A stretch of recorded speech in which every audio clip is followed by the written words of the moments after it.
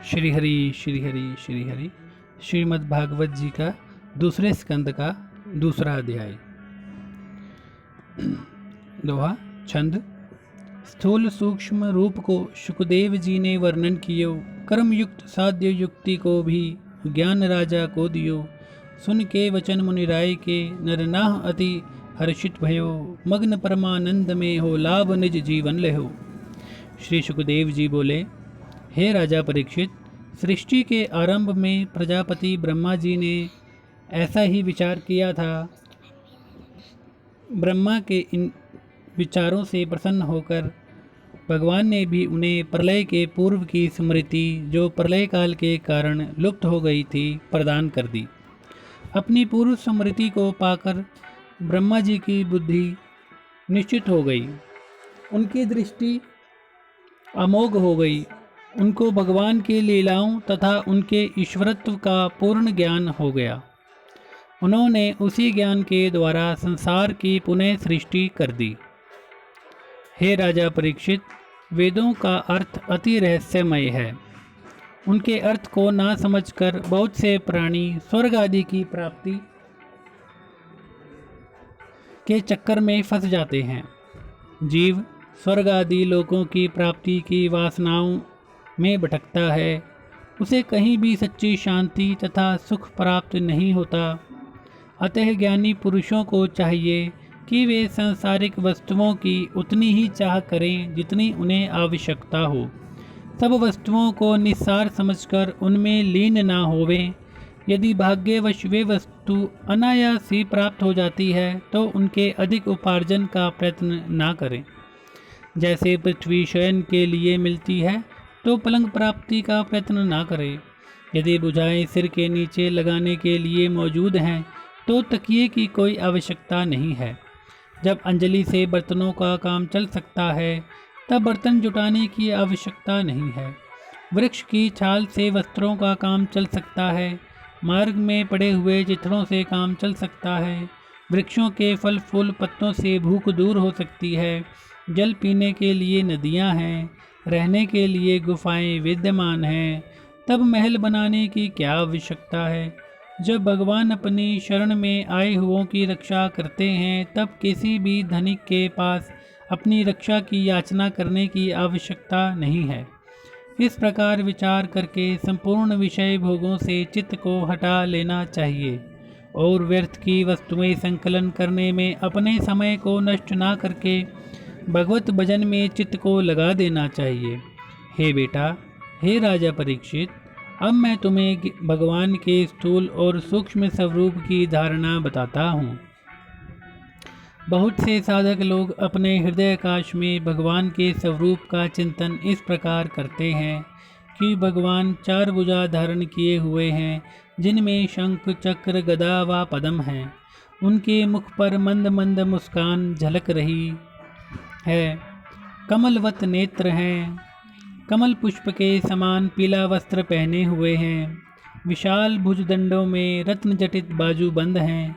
सिर पर अति सुंदर रत्न जटित मुकुट शोभायमान है।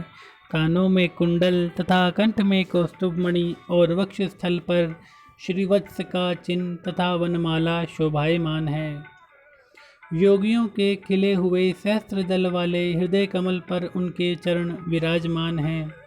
भगवान के बाल चिकने घुंघराले हैं।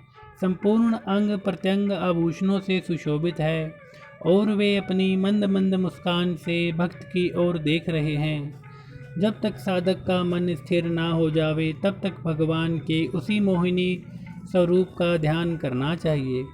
साधक की बुद्धि ज्यों ज्यों तथा मन भगवत भक्ति में लगती जावेगी त्यों त्यों उसका चित्त स्थिर होता जाएगा।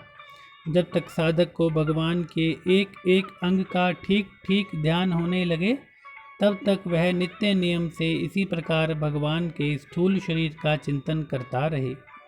भगवान दृष्टा हैं, उन्हीं के सगुण और निर्गुण रूप हैं। हे राजा परीक्षित, जब योगी अपने शरीर को त्यागना चाहे तब देश काल का कोई विचार न करे। सुख के साथ एक आसन से बैठकर अपनी संपूर्ण इंद्रियों को वश में कर ले। तत्पश्चात अपनी शुद्ध बुद्धि से मन को वश में करे। तब मन तब तन और बुद्धि को क्षेत्रज्ञ में अर्थात जीव में और जीव को अंतरात्मा अर्थात ईश्वर में विलीन कर दे। इस प्रकार परमात्मा में विलीन होकर साधक शांतमय शांति को हो जाए। इतना कर लेने पर फिर साधक को कुछ करना शेष नहीं रहता है। उस समय वह सत रज तम इन तीनों गुणों से मुक्त हो जाता है। अहंकार महतत्व तथा प्रकृति का अस्तित्व भी दूर हो जाता है।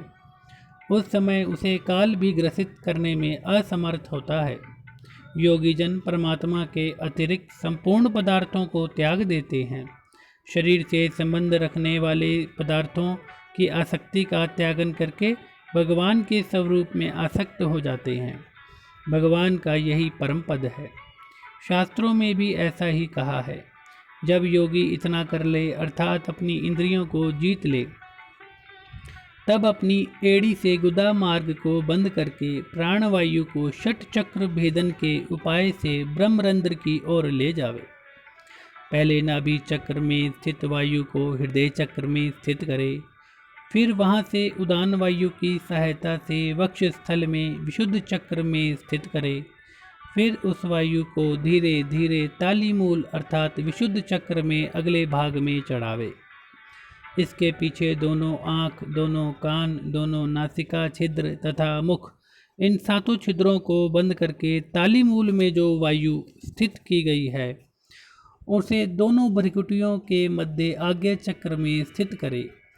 यदि योगी को किसी अन्य लोक में विचरने की इच्छा नहीं है तो आधी घड़ी उस प्राणवायु को आज्ञा चक्र में रोक कर परमात्मा में लीन हो जावे। तत्पश्चात ब्रह्मरंध्र को भेद करके इंद्रियों सहित शरीर को त्याग दे। हे राजा परीक्षित, यदि उस योगी की इच्छा किसी लोक में विचरण करने की है तो मन सहित इंद्रियों को साथ लेकर शरीर को त्याग देना चाहिए।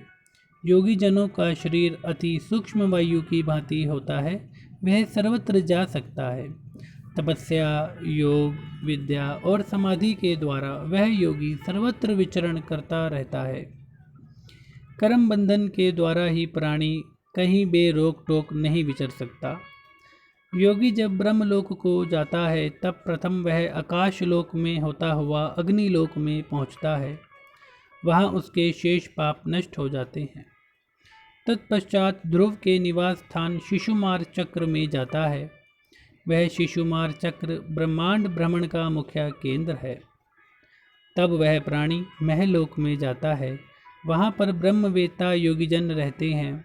जब प्रलय काल आता है तब शेष के मुख से अग्नि निकलती है और वह नीचे के संपूर्ण लोकों को भस्म कर देती है। तब महलोक निवासी सभी योगी लोग ब्रह्मलोक में चले जाते हैं। उस महलोक में निवास करने वाले प्राणियों की आयु एक कल्प होती है और वहाँ देवता लोग ही विहार करते हैं। ब्रह्मलोक में निवास करने वालों की आयु ब्रह्मा के समान 2 प्रार्ध की होती है। वहाँ शोक, रोग, मृत्यु, जरा आदि कुछ भी नहीं है, किंतु फिर भी वहाँ ये प्राणी इन जन्म मृत्यु के संकट में फंसने वाले प्राणियों के दुख को देखकर दयावश दुखी रहते हैं। योगीजन अपने सूक्ष्म शरीर को पृथ्वी तल में मिला देते हैं। इस प्रकार पृथ्वी रूप से जल को और जल से अग्नि और अग्नि से वायु के आवरण को भेदता हुआ आकाश रूप आवरण को भेदता है। उस प्राणी की ग्रहण इंद्रियां अपनी गंध सहित तन्मात्रा में लीन हो जाती हैं। जिह्वा का रस तन्मात्रा में लीन हो जाता है। नेत्र रूप तन्मात्रा में लीन हो जाते हैं। त्वचा स्पर्श तन्मात्रा में लीन हो जाता है। कान रोम तन्मात्रा में लीन हो जाते हैं तथा संपूर्ण कर्म इंद्रियां अपनी अपनी तन्मात्राओं में लीन होकर सूक्ष्म शरीर को प्राप्त करती हैं। प्राणी इस प्रकार पंचभूतों से बने हुए स्थूल शरीर से सूक्ष्म आवरणों में लीन हो जाता है। तब वह अहंकार में लीन हो जाता है। उसमें वह अपने सूक्ष्म भूतों को भी तामस अहंकार में लीन कर देता है। अपनी इंद्रियों को राक्षस अहंकार में लीन कर देता है और मन सहित इंद्रियों के स्वामी देवताओं को सात्विक अहंकार में विलीन कर देता है। तत्पश्चात वह महतत्व में प्रवेश करता है। इसके पश्चात संपूर्ण गुणों के लय स्थान प्रकृति में लीन हो जाते हैं। हे राजा परीक्षित, महाप्रलय काल में प्रकृति आवरण भी लय हो जाता है, किंतु योगीजन परमानंद में मगन होकर आनंद स्वरूप ईश्वर में लीन हो जाते हैं। उन्हें इस संसार में आने की आवश्यकता नहीं होती। हे राजा परीक्षित, इसी से ज्ञानियों ने तथा वेदों ने सदो मुक्ति और कर्म युक्ति कही है। जो प्राणी सांसारिक विषय भोगों में लीन हैं, उनको भगवान की प्राप्ति के अतिरिक्त और कोई कल्याणमय उपाय नहीं है। प्रजापति ब्रह्मा ने संपूर्ण वेदों और बड़े ध्यान से पढ़ने के पश्चात यह निश्चय किया है कि सच्चिदानंद घन परमात्मा के प्रति भक्ति और प्रेम होना ही सर्वोत्तम धर्म है। संपूर्ण प्राणियों तथा भूतों में भगवान श्री कृष्ण ही आत्मा के रूप में विराजमान हैं। इसलिए हे राजा परीक्षित, मनुष्य को सर्वदा सब स्थितियों में अपनी शक्ति के अनुसार भगवान श्री कृष्णचंद्र जी की कथाओं का श्रवण, कीर्तन और स्मरण करना चाहिए। उससे विषय वासनाओं के संपूर्ण विषैले मल धुल जाते हैं और भगवान की प्राप्ति हो जाती है। श्री हरि श्री।